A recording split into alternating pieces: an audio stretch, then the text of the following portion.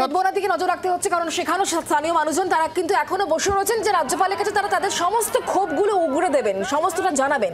বেতবনা ছবিটা ঠিক কি এই মুহূর্তে জানাবেন আমাদের সঙ্গে বিক্রম, আমাদের প্রতিনিধি রয়েছেন। বিক্রম, রাজ্যপাল তার কাছে সবকিছু বলবেন বলে এখনো স্থানীয় মানুষজন বসে রয়েছেন, কি ছবি এই মুহূর্তে, কি খবর? রাজ্যপাল পুরনো সূচি অনুযায়ী তিনি বহরমপুরের দিকে যাচ্ছেন বলে আমরা লেটেস্ট খবর পাচ্ছি। দেখো, তোমাকে যেটা জানাবো যে এই মুহূর্তে আমরা যেটা জানতে পাচ্ছি যে বেতবনাতেই কিন্তু রাজ্যপাল আবার ফিরে আসছেন, এমনটাই কিন্তু আমরা জানতে পাচ্ছি। তার সঙ্গে সঙ্গে যেটা সূত্র মারফত জানা যাচ্ছে যে বেতবনায় এসে যেই যারা এই মুহূর্তে অবরোধ করে রেখেছেন বা যা সাধারণ গ্রামবাসীরা রয়েছেন তাদের সঙ্গে তিনি কথা বলবেন এবং তাদের কি অভিযোগ রয়েছে, কি ঘটনার সম্মুখীন তাদেরকে হতে হয়েছে, কি ভয়াবহ অভিজ্ঞতার সম্মুখীন হতে হয়েছে, সেই সমস্ত কথা কিন্তু তিনি শুনবেন। পাশাপাশি এখানকার গ্রামবাসীরা তারা যেটা দাবি করছেন যে মূলত তাদের মূল দাবি হলো একটি বিএসএফ ক্যাম্প এখানে স্থায়ীভাবে বসাতে হবে, কারণ রাজ্য পুলিশের ওপরে তাদের আর কোনো ভরসা নেই এবং সেক্ষেত্রে বিএসএফ ক্যাম্প না থাকলে তারা এখানে বাঁচতে পারবেন না।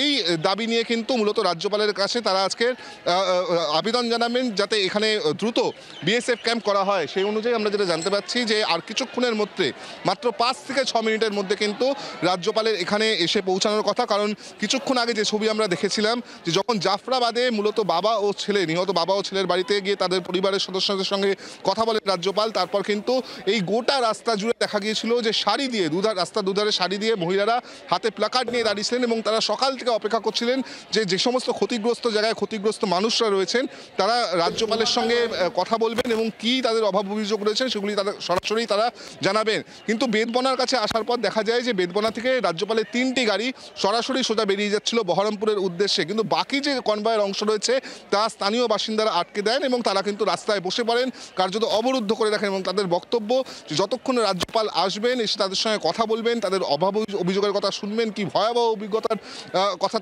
তাকে জানাবে বা তাদের দাবি দাবা শুনবেন, ততক্ষণ কিন্তু তারা রাস্তা ছাড়বেন না, তারা অবরোধ করে রাখবেন এবং এই বাকি যে কনভয়ের অংশ রয়েছে তাকে যেতে দেওয়া হবে না।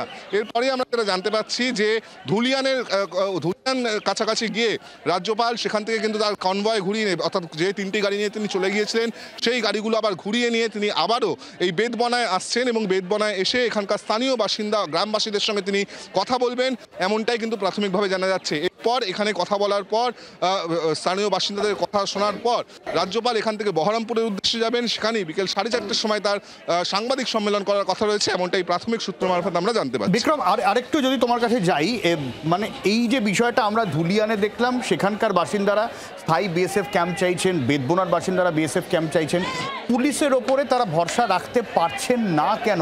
একটু যদি এই বিষয়টা যদি সাধারণ মানুষের কাছ থেকে তুমি জানতে চাও, কেন, কোথায় গিয়ে ক্ষোভ, কেন তারা পুলিশের ওপর ভরসা করতে পারছেন না? দেখো, এই মুহূর্তে তোমাকে বলবো যে তোমাকে যেটা জানিয়ে রাখবো যে স্থানীয় বাসিন্দারা একটাই বক্তব্য যে তারা স্থায়ী বিএসএফ ক্যাম্প চান। তার কারণ ঘটনার দিন গত 11 তারিখ যখন হামলার ঘটনা ঘটছিল, একের পর এক বাড়িতে অগ্নিসংযোগ করা হচ্ছিল, লুটপাট চালানো হচ্ছিল, ভাঙচুর করা হলো, হত্যালীলা চালানো হলো, কার্যত গোটা এলাকায় তাণ্ডব চালানো হলো। সেই সময় কিন্তু বারবার পুলিশকে ফোন করেও, পুলিশকে খবর দিয়েও পুলিশের কোনো সহযোগিতা তারা পাননি, কার্যত পুলিশ শূন্য ছিল এই গোটা এলাকা বা এই পরপর গ্রামগুলি। এবং সেখান থেকেই সাধারণ মানুষ বলছেন যে পুলিশের ওপরে তাদের কোনো রকম কোনো ভরসা নেই। বিএসএফ নামার পরেই, বিএসএফ আসার পরেই কিন্তু কিছুটা হলেও শান্তি ফিরে এসছে, অর্থাৎ তারা কিছুটা হলেও আশ্বস্ত বোধ করছেন। কিন্তু এই বিএসএফ এর টিম কতক্ষণ থাকবেন, তারা চলে গেলে কি হবে, এই আশঙ্কায় তারা ভুগছেন। এবং সেক্ষেত্রে তাদের বক্তব্য যে যতক্ষণ না বিএসএফ ক্যাম্প, স্থায়ী বিএসএফ ক্যাম্প এখানে গঠন হচ্ছে ততক্ষণ কিন্তু তারা আশ্বস্ত হতে পারছেন না, এমনটাই এখানকার গ্রামবাসীদের দাবি। এবং তুমি যে কটা গ্রাম বলছো, সেটা ধুলিয়ান হতে পারে, সেটা জাফরাবাদ হতে পারে, সেটা বেতবনা হতে পারে, সেটা ঘোষপাড়া হতে পারে, প্রত্যেকটা গ্রামের বাসিন্দাদের হাতে যে প্ল্যাকার্ড দেখতে পাচ্ছি, তাদের মুখে যে স্লোগান শুনতে পাচ্ছি, সেখানে কিন্তু একটাই বক্তব্য।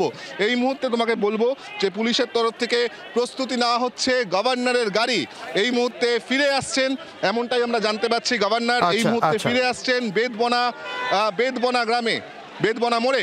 এই মুহূর্তে আমরা দেখতে পাচ্ছি যে গভর্নর তিনি কিন্তু এসে পৌঁছাচ্ছেন, গভর্নর এসে পৌঁছাচ্ছেন, অর্থাৎ যেখানে তার বাকি কনভয়ের অংশ স্থানীয় বাসিন্দাদের অবরোধে বিক্ষোভে আটকে গিয়েছিল, সেইখানেই কিন্তু গভর্নর আবারও ফিরে আসছেন। এই মুহূর্তে গভর্নরের সেই যে সামনের অংশের কনভয় তা কিন্তু আবারও আমরা দেখতে পাচ্ছি। গভর্নর তিনি কিন্তু নিজেও এসছেন, তিনি কিছুক্ষণের মধ্যেই এই যে গ্রামবাসীরা রয়েছেন, যে স্থানীয় বাসিন্দারা বিক্ষোভ করছেন, তাদের সঙ্গে তিনি কথা বলবেন, তাদের অভাব অভিযোগের কথা শুনবেন। কারণ বেদবনা গ্রাম, এই জায়গায় তাদের যেটা বক্তব্য যে প্রচুর ক্ষয়ক্ষতি হয়েছে, একের পর এক পর বাড়িতে অগ্নিসংযোগ করা হয়েছে, ভাঙচুর করা হয়েছে, লুটপাট চালানো হয়েছে, মহিলাদের ওপর অত্যাচার করা হয়েছে, শিশুদের ওপর অত্যাচার করা হয়েছে। সেখানে তারা রাজ্যপালের সঙ্গে কথা বলতে চান, তারা স্থায়ী বিএসএফ ক্যাম্প চান। সেই কারণেই রাজ্যপালের সঙ্গে কথা বলার জন্য তারা আজকে সকাল থেকে অপেক্ষা করছিলেন।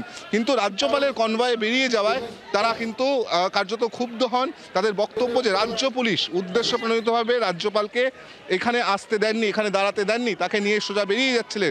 এরপরে কিন্তু এই গোটা বিষয়টি রাজ্যপালের অন্যান্য যে সমস্ত কনভয় ছিল, অর্থাৎ তার যে সিকিউরিটি পার্সোনাল রয়েছে তাদেরকে বলা হয় এবং সেই অনুযায়ী রাজ্যপালের কাছে খবর যায় যে গ্রামবাসীরা তার সঙ্গে কথা বলতে চাইছে, তারা এখানে কার্যত বিক্ষোভ প্রদর্শন করছেন, তার সঙ্গে কথা না বলে তারা কিন্তু এখান থেকে উঠবেন না।